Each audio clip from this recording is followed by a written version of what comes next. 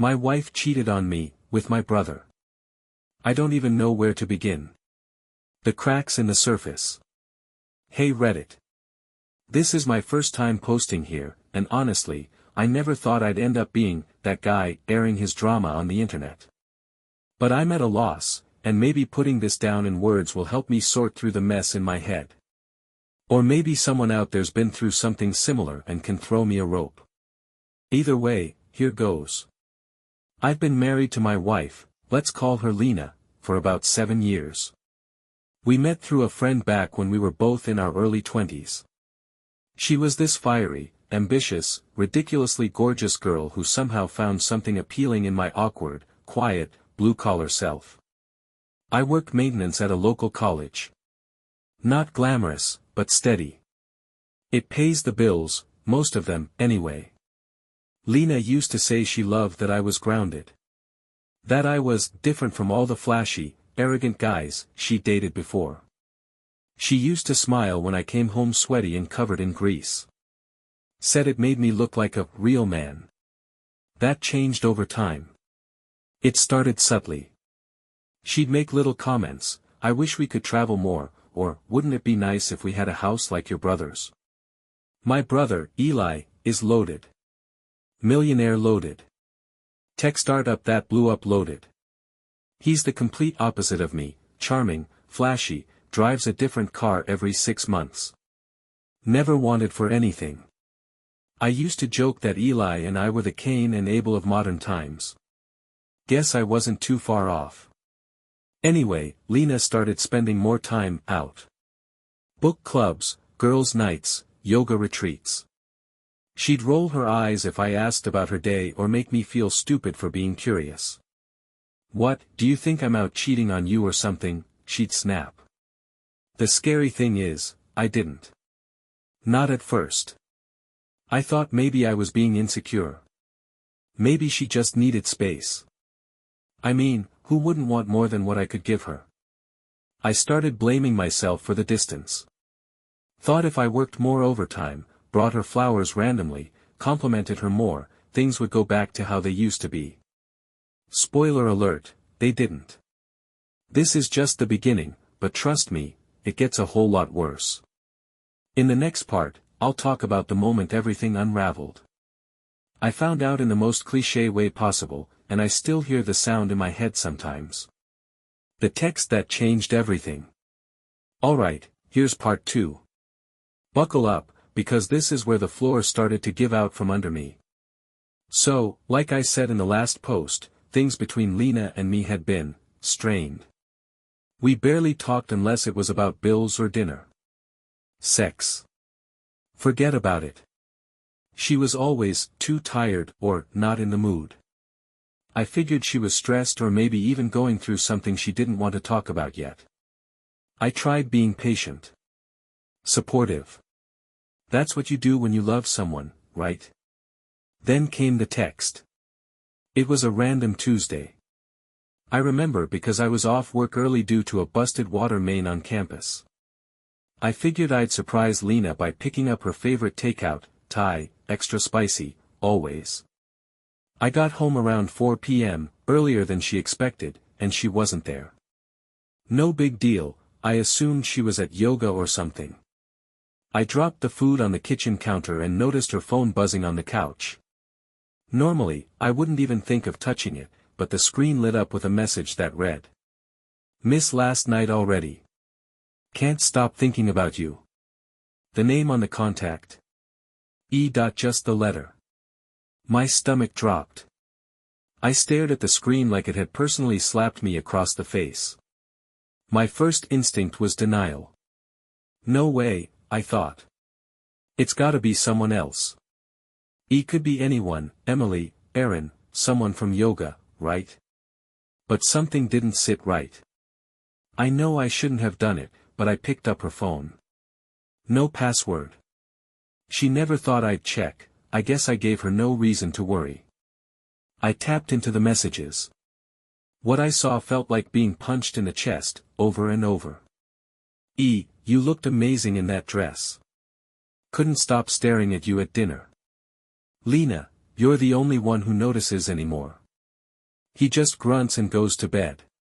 You deserve better. You deserve to be spoiled. Lena, you always spoil me. I love that about you. How about this weekend? Your place. Lena, he'll be working late.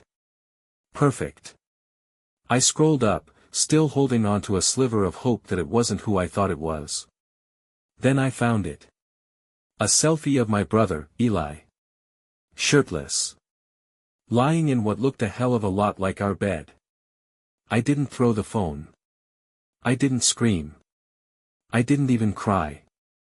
I just sat there for a while, takeout going cold on the counter, heart pounding like a war drum. I must have gone numb, because time passed weirdly after that. Minutes felt like hours. When Lena walked in the door around 5:30, smiling like everything was normal, I was still sitting there, phone in hand, evidence glowing on the screen. The confrontation, lies, gaslighting, and a shattered world. Alright, here's part 3, and let me tell you, it wasn't the shouting match you'd expect. I thought I'd be explosive, yelling, demanding answers. But when you're truly gutted, it's not rage that hits first. It's this weird, heavy silence, like your soul just powered down. So Lena walks in, tossing her bag on the entry table, kicking her shoes off like it's just another Tuesday. She sees me sitting there, holding her phone, and her smile immediately disappears. She freezes. I say, in the calmest voice I've ever managed in my life, "Who's he?" That's it. Just that. She stares at me. Not confused. Not surprised. Just calculating. Like a politician caught in a lie, already crafting her defense. "What are you doing with my phone?" she says sharply, like that's the problem here. "Who's he, Lena?" She scoffs. "You went through my messages." Wow. That's a real invasion of privacy. I stand up slowly, still holding the phone. I pull up Eli's selfie. This an invasion too? Her face goes pale, and she takes a half step back like I hit her with something. Okay, it's not what it looks like, she starts. God help me, I almost laughed. Not what it looks like. The man's bare-chested in our bed. What else could it possibly be? She fumbles, trying to spin it. Says they've only talked, that it wasn't physical until recently, that she never meant for it to happen. Then she pivots and tries guilt-tripping me, says she's been lonely, that I've been distant, that Eli listens to her. He actually treats me like I matter, she says, eyes flashing with venom. That stung. I'm standing there, trying to process all of this, and she has the audacity to say, "You don't make enough to give me the life I want, and you know it." That's when it hit me. This wasn't some heat-of-the-moment mistake. This wasn't emotional weakness. This was premeditated. She chose to do this. Chose him. My own flesh and blood. I asked her, flat out, how long? She bit her lip, looked away, then said, 8 months. 8 months. They'd been sneaking around behind my back for almost a year while I was working double shifts, skipping lunch to pay for her hair appointments and mani pedis. I bought her a goddamn necklace for our anniversary in February, with overtime money, while she was sleeping with my brother. I didn't say another word. I just walked out. Got in my car and drove around aimlessly for hours, parked in a grocery store lot with my head on the steering wheel. I didn't even cry. I just felt empty. The next part is going to be a dive into that emptiness, the emotional fallout, the mental spiral, the heartbreak you don't see coming even when it's obvious. The emotional fallout, drowning in silence. Thanks again to everyone who's been following this mess. Here's part 4, where things get dark for a bit. Fair warning, this one hits heavy. After I walked out on Lena, I didn't go to a friend's place or a bar or even a hotel. I just drove. No direction. Just me and the road, with the radio off and my brain screaming at me. I kept replaying that moment, her face when she saw I knew. Not guilt. Not sadness. Just annoyance. Like I'd interrupted her perfectly curated lie. And my brother? The guy I used to share bunk beds with, who I once took the blame for when he crashed Dad's car in high school. How do you even begin to process that kind of betrayal? I finally parked in this empty Target lot around midnight. Just sat there staring at nothing, trying to make sense of how I'd gone from happy-ish married guy to humiliated chump in the span of an afternoon. That's when the anger finally caught up with me. Like a dam breaking. I slammed my fists on the steering wheel until my knuckles went numb. I screamed until my throat burned.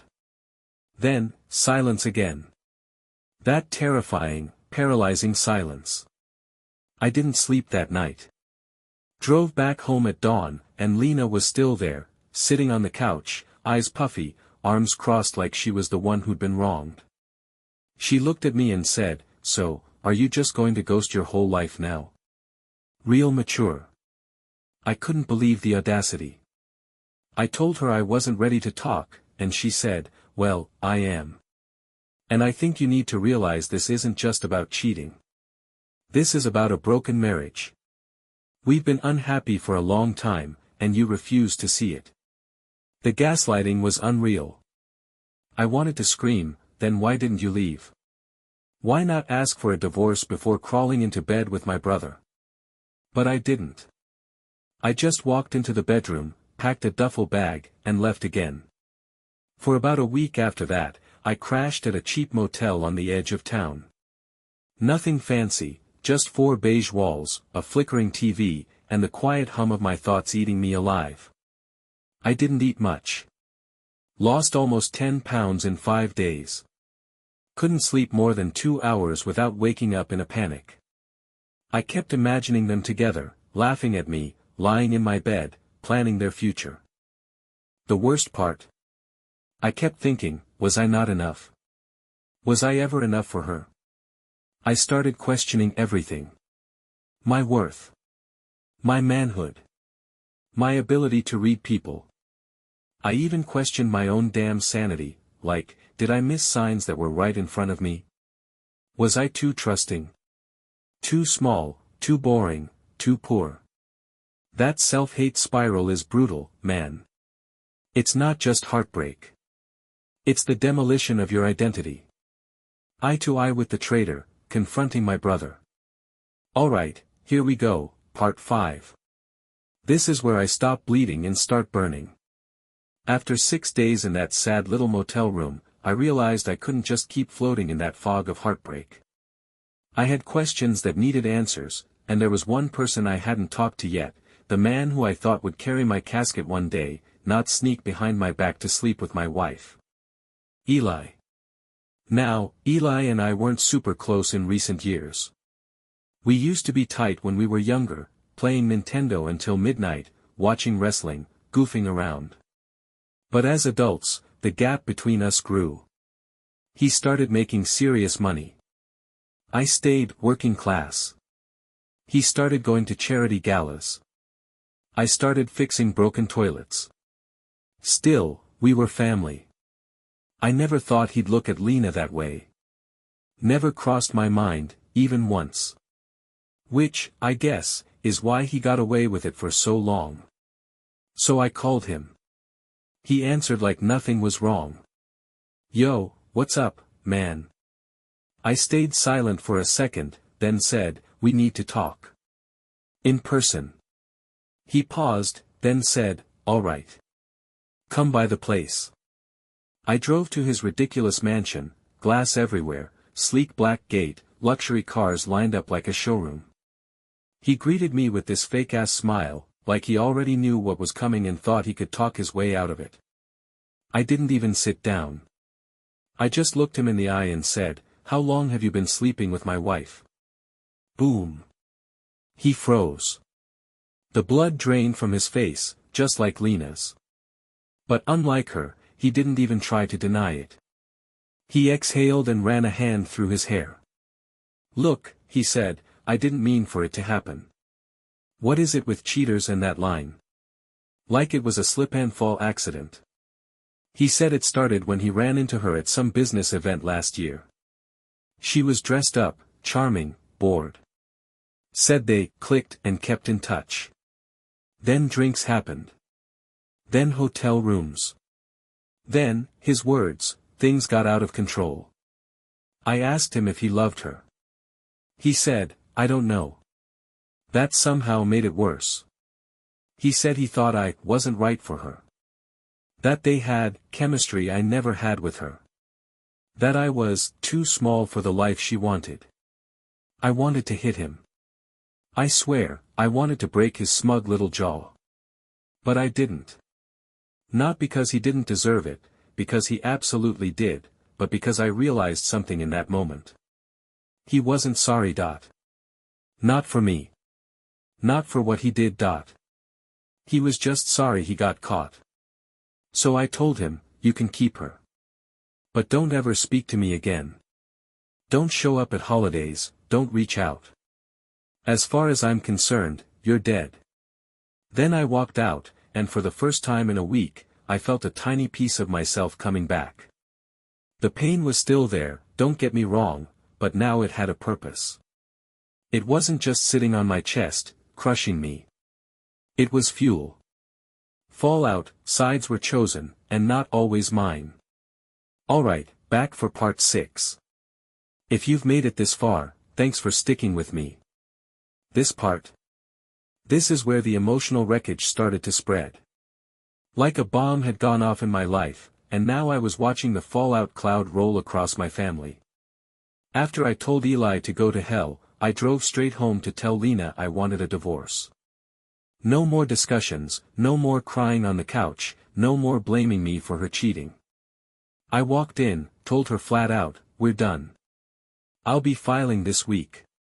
She didn't say a word. Just stared at me like I was an inconvenience. I figured, she finally said. I'll stay with friends until I get my own place. I nodded. Great. Let me know when you're out. No apology. No, I'm sorry I ruined your life. Just cold detachment. Like I was a landlord and she was breaking a lease. But then came the fun part, the family reactions. I told my parents. My mom cried. My dad, who usually keeps everything bottled up, went red in the face and muttered, I can't believe Eli would do this. They were angry, no question. But they were also in shock. And as the days went by, that shock twisted into something else. Compromise. Mom said, you boys need to talk this out. He's still your brother. Dad said, family doesn't turn its back on family. I couldn't believe it. I asked them, if I had slept with his wife, would you be saying the same thing? They both fell silent. And then came the kicker, they invited Eli to dinner 2 weekends later. I lost it. Told them I wouldn't be stepping foot in their house if he was there. My dad said I was being dramatic. My mom said, Eli feels terrible. He doesn't want to lose his brother over this. Over this. I realized then that people don't like when things get messy. They want to sweep betrayal under the rug, slap a, but your family, sticker on it, and pretend it's fine. Spoiler, it's not fine. My friends, though. Whole different story. My best friend Mike offered to let me crash at his place rent-free. My coworker Jane brought me frozen meals and even helped me start the paperwork for the divorce. They didn't ask me to forgive. They saw what it was. I hired a lawyer, went through Lena's spending records, turns out Eli had been helping her with cash here and there, designer shoes, spa days, even paid off her credit card 1 month, and pushed for as clean a break as I could get. No kids. Thank God. No house either, we rented. Just debt, which she agreed to split. I didn't want a dime from her. I just wanted out. That month was hell. The nights were the worst. Lying awake, wondering how the hell I missed it all. Waking up alone, still halfway expecting to hear her brushing her teeth in the bathroom, still thinking I'd smell her perfume in the hallway. But little by little, the house got quieter. Not in a sad way. In a freeing way. In part 7, I'll talk about what came next, how I started picking up the pieces, trying to figure out who I was outside of being a husband and a brother. Things start to shift there. Hope even shows up. 7. Rebuilding from rubble, learning to breathe again. Hey all, back with part 7. I promise we're getting out of the misery tunnel soon. This is where things start to turn, just a little. Like finding a cracked window in a room that's been locked shut for months. Fresh air. Hope. So once the papers were filed, Lena moved out. Took her closet full of expensive clothes, her hair tools, and her iced coffee machine, which I never learned to use anyway. She didn't say goodbye. Just left a note that said, "I hope one day you understand." Understand what, exactly? That betrayal is easier when the sheets are 1,000 thread count. That you don't need morals when your boyfriend drives a Lambo. Whatever. The first morning I woke up alone in that apartment, truly alone, not motel alone, not emotional ghost alone. I made myself a cup of coffee, sat on the balcony, and just sat. No thoughts. No anger. No ache. Just the wind. It was the most peaceful I'd felt in months. I started doing little things that made me feel human again. I went for walks after work. Got back into reading. I dug up my old guitar from the closet and restrung it. It had dust on it like it had been abandoned during war. I played horribly for a few days, but it made the silence feel less empty. More like mine. I also started therapy. That was Mike's idea. He kept nudging me toward it, and finally I caved. Best decision I've made in a long time. I remember telling my therapist in our first session, I feel like I failed at being a man. She just looked at me and said, "No. You were just lied to by people who didn't deserve you." That one stuck with me. The thing about betrayal is that it shakes you at your core. You don't just mourn the person, you mourn the life you thought you had. The plans. The routines. The little inside jokes. All of it suddenly feels fake, even if it wasn't. And you start wondering, was I ever really loved? Or just tolerated? Therapy helped me unpack that. Turns out, I'd spent a lot of time making myself smaller so Lena wouldn't complain. Worked extra hours. Gave up hobbies. Turned down trips because we couldn't afford both of us going. She never said thank you. Not once. And somehow I thought I was the lucky one for having her. Yeah. That had to change. About a month after she moved out, I came home to find a package at my door. No name on it. Just a manila envelope. Inside, a photo of Lena and Eli at some beach resort. He was holding her waist. She had her hand on his chest. They were laughing. It looked grossly romantic. No note. No context. Just that picture. I stared at it for a while. My first instinct was to feel that old ache again, that stab of, I wasn't enough. But then I really looked at them, two people so drunk on their own ego, on their freedom, and I realized something. They deserve each other. Seriously. Let them have their designer lies and curated social media posts. I'm not playing in that sandbox anymore.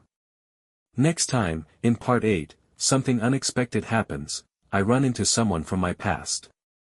Someone I never thought I'd see again. And, well, not all surprises are bad ones.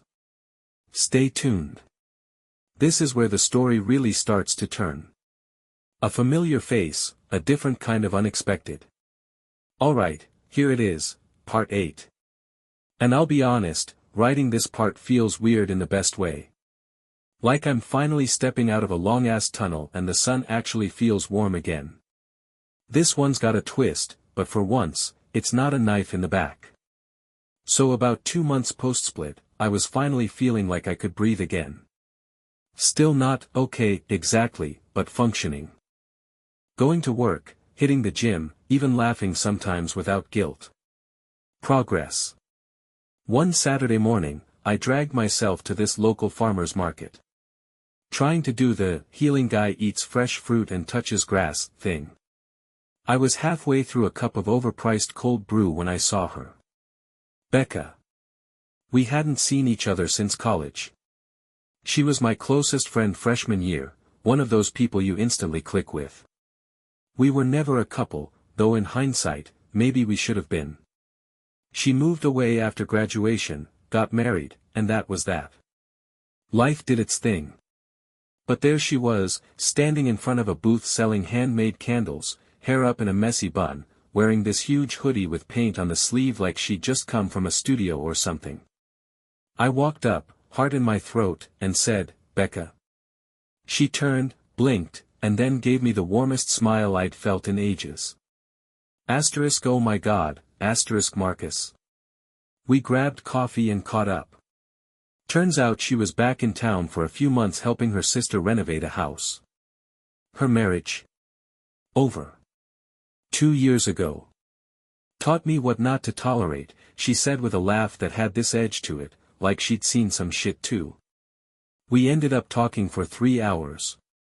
About life. Work. Divorce. Broken families. Bad timing. How we both kept picking people who only loved versions of us they could control. At one point she said, "You always had a good heart, Marcus. You were just always trying to make yourself smaller so someone else could feel bigger." And I swear, man, that hit deeper than anything my therapist ever said. We exchanged numbers. No expectations. Just two people reconnecting after life slapped them around a bit. But I'm not gonna lie, I felt something spark that day. Not in a rom-com, let's run through the rain kind of way. More like. I remembered what it felt like to be seen again. She texted me that night, "Today felt good. You feel lighter. Like you finally stopped carrying someone else's weight." Yeah. That line. That one stuck. Next up in part 9, things get even more unexpected. I find out something about Lena and Eli that just confirms everything I've suspected about the kind of people they are. Buckle up for that one. Hint, it involves a secret I never saw coming. The final twist, one last secret comes to light. Back again, and this is part 9. I honestly thought the worst of the storm had passed. I was moving on, reconnecting with old friends, feeling more like me every day. But life? Life likes to throw one last wrench in the engine just to see what you'll do. So this happened a couple of weeks after I saw Becca again. I was at work, fixing a busted sink in the back room of this small boutique I contract for, when I get a call from an unknown number. I let it go to voicemail, standard practice these days because I'm not about to get hit with another emotional grenade in the middle of replacing copper piping. Later that night, I checked the message. It's a woman's voice. Quiet, hesitant. "Hi, this is gonna sound weird. My name's Rachel. I think we need to talk. It's about Eli and Lena. I'm sorry. I didn't know who else to call." I sat there, phone in my hand, feeling that old dread creep back in. But my gut told me to call her back. And I did. Rachel turned out to be Eli's ex-girlfriend. Not just any ex, his very recent ex. As in, he was seeing her while also shacking up with Lena. She found out through a shared friend that Eli had been getting serious with someone new, and when she pressed for a name, yep. Lena. She told me they had been on again, off again for about a year. He always made excuses about why he couldn't commit. Said he was going through something with his family. Claimed he was emotionally unavailable because his brother had betrayed him. You catch that? The dude actually told her I had wronged him. When she found out the truth, and that he and Lena had been together even before she and Eli broke it off, she was devastated. But then, she found something else. Rachel had access to an old shared cloud storage account, and guess what genius never changed the login? She found photos, screenshots, emails. Some from as far back as 2 years ago. Lena and Eli were apparently going behind my back way longer than I thought. Before I even suspected a thing. When Lena was still telling me she loved me, when we were talking about maybe trying for kids next year, they were already in each other's beds. And that's not the worst of it. There was one email from Lena to Eli where she wrote, "He's so easy to lie to. I don't even feel guilty anymore." That line, it broke something in me, and it healed something, all at once. I'd spent months wondering what I did wrong. Was I not enough? Did I work too much? Love her the wrong way? But that line, she never even felt guilty. That told me everything I needed to know. I thanked Rachel for telling me. She apologized again, said she felt horrible. I told her not to. She didn't lie to me. She didn't ruin anything. In fact, she gave me closure, the kind I didn't know I still needed. I blocked both Lena and Eli that night. I know I should have done it earlier, but something about that final nail in the coffin gave me permission to let go entirely. No more late-night curiosity checks. No more what-if spirals. Just, gone. Funny thing. That same week, Becca invited me to a local art show she was part of. I went. Had a good time. We grabbed burgers afterward. She didn't push anything romantic, she just showed up the way people do when they actually care. Next up, Part 10, the final chapter. I'll share how this whole mess changed me, what I've learned, and what advice I'd give anyone else who finds themselves in the kind of betrayal no one prepares you for. We're almost at the end. Let's land this thing.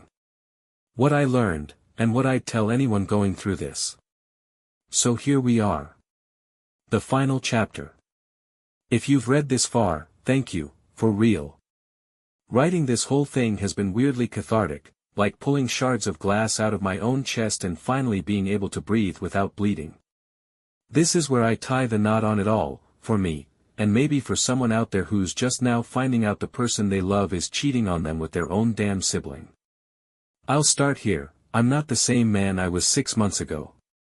Back then, I thought love meant sacrifice. That being a good husband meant being less, so someone else could be more comfortable. I thought loyalty would protect me. That doing the right thing meant people would treat me right in return. But here's the truth that hit me like a freight train, loving someone doesn't mean they'll love you back the same way. Lena didn't want a partner. She wanted a lifestyle. One I couldn't give her because I was too busy being a real person with a real job and real bills. She didn't want the man who built a life with her. She wanted the illusion of more. And Eli, he never had to earn anything in his life. So when Lena threw herself at him, it wasn't love. It was just two selfish people validating each other's worst impulses. And me? I was collateral. But here's the other thing, you only stay collateral if you choose to stay down. After everything, I picked myself back up. I started saying yes to things again. I read books. I fixed up my apartment to reflect me, not us. I even went back to school part-time to get certified in HVAC work, something I'd put off for years because Lena said it wasn't worth it. Becca's still in town. We text almost every day. She makes me laugh, and she actually listens. I'm not calling it love, not yet. But for the first time, I feel like I'm building something with myself as the foundation, not desperation, not fear of being alone. So, for anyone out there who might be living some version of my story, here's what I wish someone had told me. 1. If something feels off, it probably is. Trust your gut. It knows before your heart does. 2. Love doesn't require you to abandon yourself. If you're constantly shrinking, apologizing, overcompensating, stop. That's not love. That's control. 3. Cheating is a choice. A conscious one. And the person who does it will lie to you with a straight face, even if you've given them everything. It's not about you being not enough. It's about them being a coward. For, closure doesn't come from them. It comes from you. From accepting that the version of them you loved wasn't real, or at least, it wasn't the version they chose to be. 5. You will be okay. Maybe not right away. Maybe not for a long time. But one day, you'll wake up, and the air won't hurt to breathe. And when that day comes, hold on to it. That's you coming back to life. I lost a marriage. I lost a brother. I lost years I'll never get back. But I found myself. And honestly, that might be the first real win of my life. So yeah. That's my story. Thanks for reading. If you're going through hell right now, just know, the tunnel ends. And on the other side, there's light. It's not easy to get to. But it's there. See you out there. Marcus, not my real name, obviously. Hammer and Wrench Broken Heart Sparkles.